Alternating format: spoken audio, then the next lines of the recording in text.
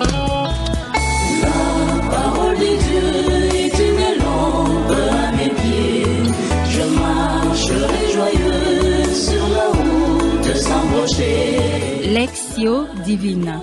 Lectio Divina. Vers la quiétude de ma demeure éternelle.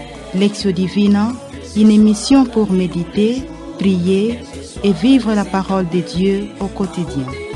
Sans danger, je marcherai. Lectio Divina. Lectio Divina. Le vent se flétrira, la fleur se fanera, mais la parole de Dieu jamais ne passera. 13e dimanche de temps ordinaire, un dimanche de fête parce que l'Église au Congo, surtout tout le peuple congolais, fête leur indépendance. Et en ce 13e dimanche de temps ordinaire, année B, l'Église Notre Mère nous propose une méditation tirée de l'Évangile de Jésus-Christ selon Saint Marc, chapitre 5, versets 21 à 43. Et dans cet évangile, il s'agit bel et bien de la guérison d'une hémorroïde, une femme en perte de sang, et la guérison de la fille de Jaïr. Ainsi, nous vous invitons à la prière pour commencer notre méditation au nom du Père, du Fils et du Saint-Esprit.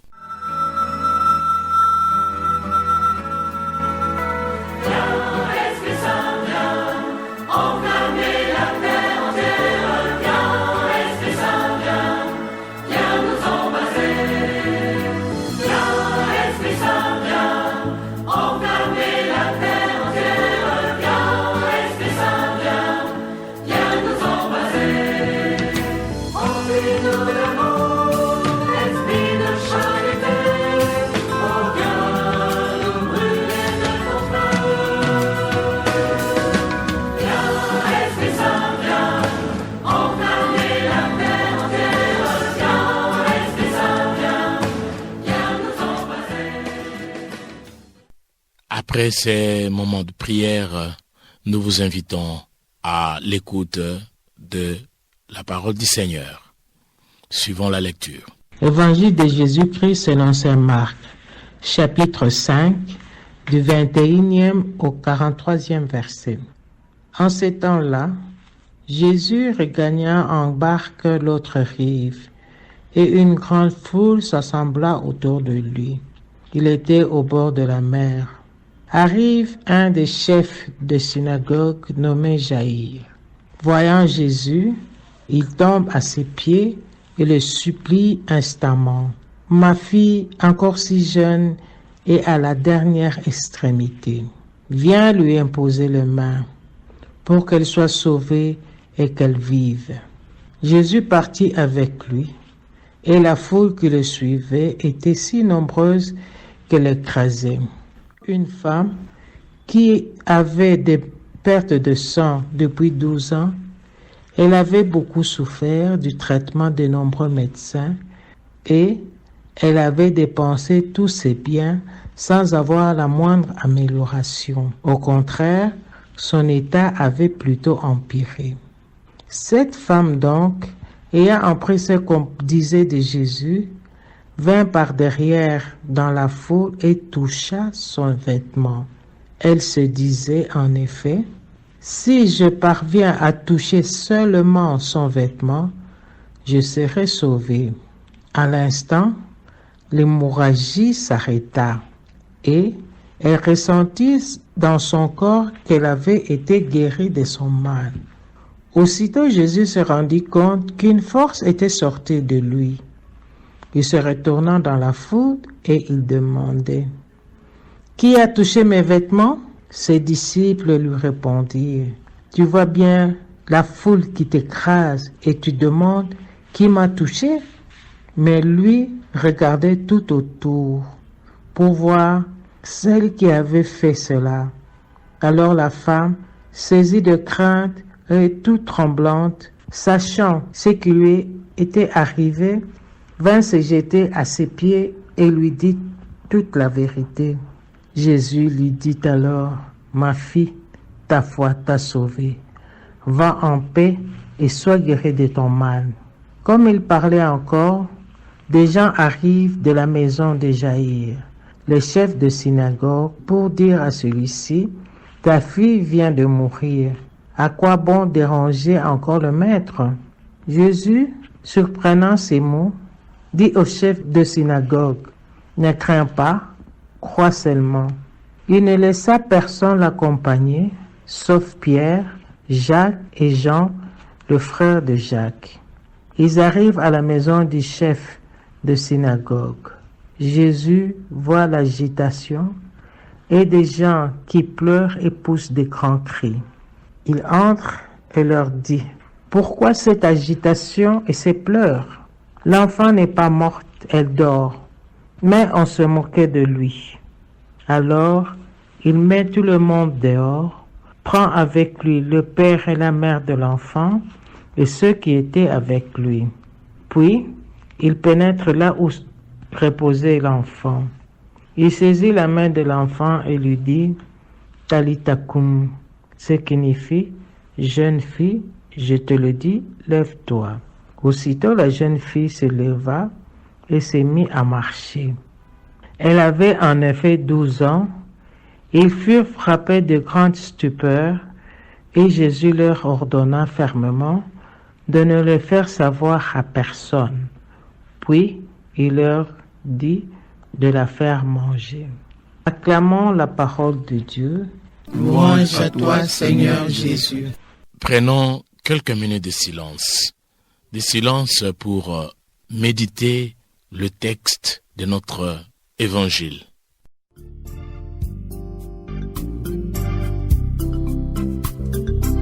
Une âme désirant Dieu,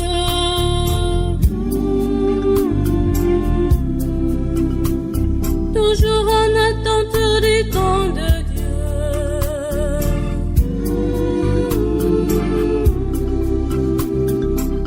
Elle bâtit toujours haut,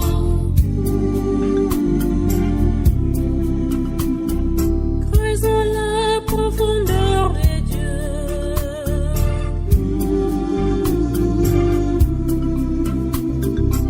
Elle entre en prière dès le matin,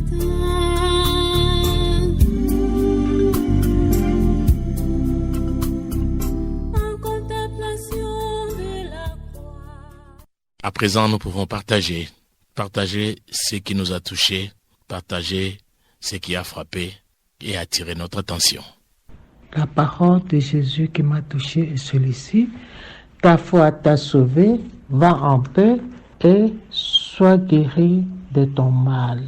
Dans le verset 36, sois sans crainte, crois seulement. Alors, le verset qui m'a beaucoup touché dans cet évangile est celui-ci.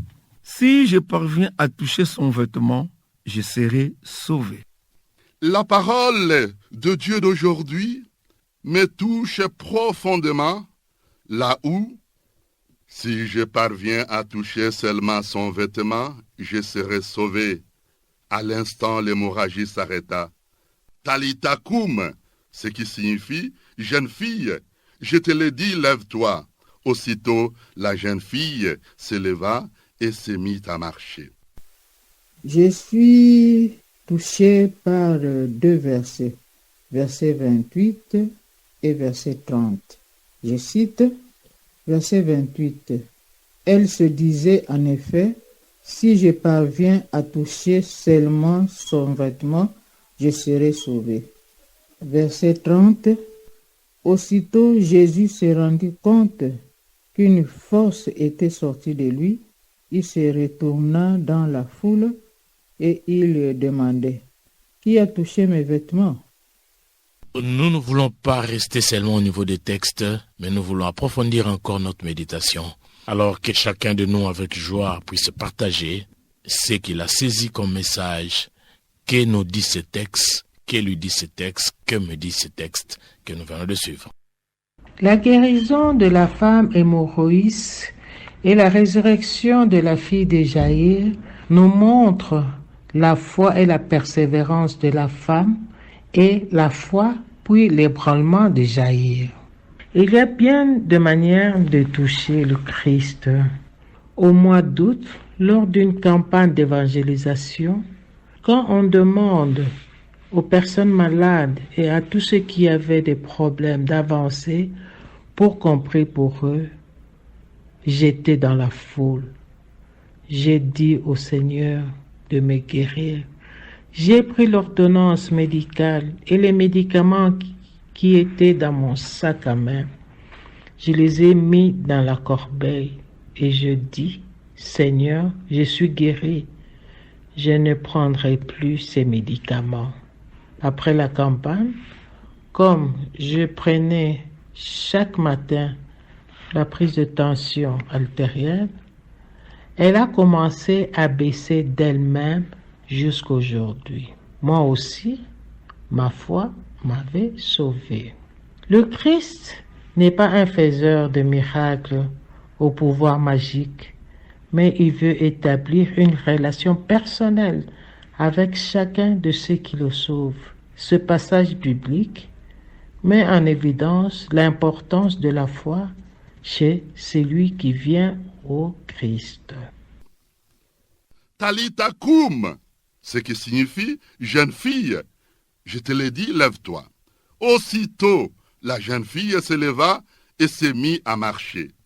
Les guérisons et les résurrections opérées par Jésus, mon maître, signifient donc que le salut est advenu dans le monde. Même si la mort continue d'exercer son pouvoir sur la terre, elle n'aura pas le dernier mot dans ma vie. La mort de la jeune fille n'ébranle pas la confiance de son père. D'un mot, Talita koum, Jésus, mon divin maître, remet debout l'adolescente. Puisque la gloire de Dieu, c'est l'homme debout, disait Irénée. Jésus me dit aujourd'hui, Talita koum, lève-toi.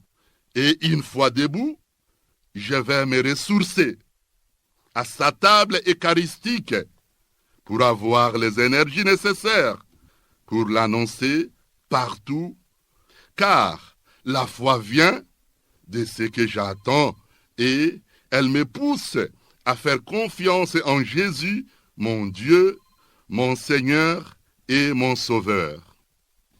L'évangile de ce dimanche nous présente Jésus comme Fils de Dieu en racontant les miracles accomplis qui montrent qu'il est plus proche de nous, surtout en parlant de ses sentiments. Dieu nous aime beaucoup. C'est pour cela qu'il ne se réjouit pas de voir mourir les êtres vivants. Le dimanche du Saint-Sacrement, au moment de la procession avec l'Eucharistie, j'ai osé à mon tour toucher l'habit du prêtre et j'ai la ferme conviction d'être sauvé, que mes péchés sont pardonnés, que cette force qui est de Jésus est à moi. Elle m'est confiée, je la laisse vivre et grandir en moi. Qui a touché mes vêtements? Oui, je l'ai touché parce que la force de Dieu est une force d'amour qui me soutient, me guérit et me touche. Moi, la personne fragilisée. Amen. Cet évangile m'invite à réfléchir sur la mort et l'espérance, à la résurrection, qui sont des réalités et que je ne peux pas nier. La parole de Dieu de ce dimanche me met en face des réalités les plus dures, les plus touchantes et même les plus révoltantes. Je me refuse même de me mettre à la place de cette femme. Parfois, quand je me trouve dans des circonstances les plus difficiles de ma vie, je crois être abandonné par mon Dieu. Et parfois, je me demande pourquoi moi. Est-ce que Dieu n'est pas injuste de me laisser dans cette souffrance? Face à l'angoisse ou la révolte qui découle de mes questionnements sans réponse, et aujourd'hui, la parole de Dieu me répond. En ressuscitant la fille de Jaïr et en guérissant miraculeusement la femme qui a souffert de perte de sang pendant 12 ans, Jésus manifeste qu'il est venu me donner la vie. Le Seigneur nous a parlé dans ce texte biblique. Il nous invite à répondre à son invitation par notre réaction. Ainsi, prions. Sont les paroles qui nous fortifie dans notre vie et nous donne la force et la certitude que Jésus est toujours là à côté de nous. Amen. Seigneur, c'est la foi qui me fait partager la vie de Dieu. Donne-moi de découvrir davantage la présence du Christ Jésus dans ma vie. Amen. Seigneur, aide-moi à ne pas éteindre l'esprit, à ne pas mettre à côté le meilleur de ce qui est sorti de toi et de ce qui est sorti de moi. Amen. Que le Seigneur Jésus augmente en moi la foi, à l'instar du chef de synagogue Jaïr et de la femme qui souffrait de l'hémorragie.